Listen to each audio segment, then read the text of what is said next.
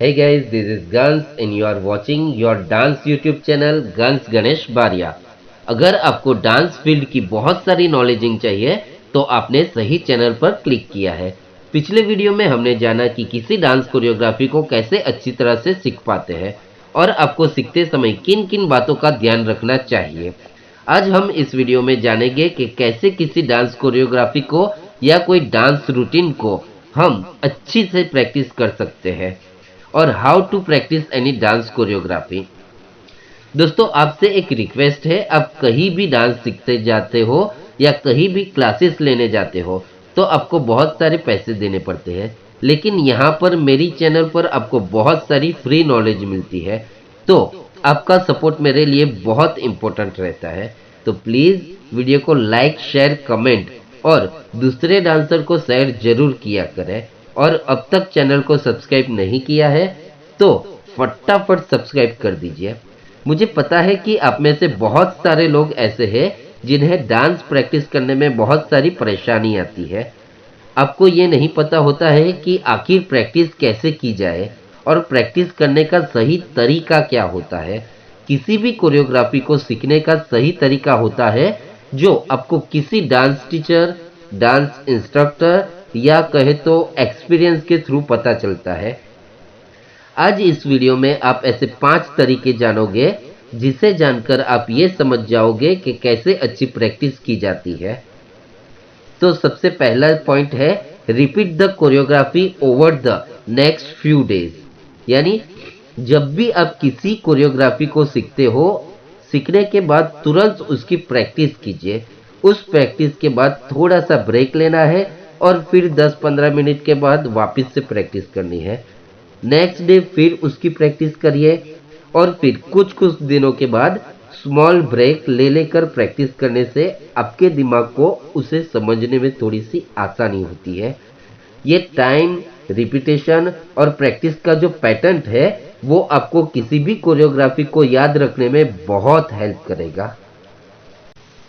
Second, important tip, जब भी आप प्रैक्टिस करते हैं उस प्रैक्टिस को याद रखने के लिए अपनी बॉडी पे भरोसा कीजिए। हमारे मसल्स की अपनी एक तरह की याददाश्त होती है जो हमारे बॉडी को गाइड करने को हेल्प करती है, जिसे हम मसल्स मेमोरी कहते हैं। Third, practice the choreography in your head. दोस्तों, ये बहुत इंपॉर्टेंट पैटर्न है और बहुत ही इंटरेस्टिंग। जब भी आप कोई ऐसी जगह बैठे हो और जहां आप फ्री बैठे हो और कोरियोग्राफी की प्रैक्टिस नहीं कर सकते हो, तो वैसे समय में प्रैक्टिस करने का सबसे सही सॉल्यूशन ये है, अपने हाथ पैरों की वजह अपने दिमाग को चलाइए। जब भी आप कभी शांत बैठे रहते हो, अपने दिमाग में इन ऑर्डर यानी अपनी कोरियोग्राफी को याद किया कीजिए। और सिंपल शब्द में कहे तो आप अपने दिमाग में डांस करना है। शांत दिमाग में कोरियोग्राफी को याद करना आपके ब्रेन और मसल्स मेमोरी को स्ट्रॉन्ग बनाता है।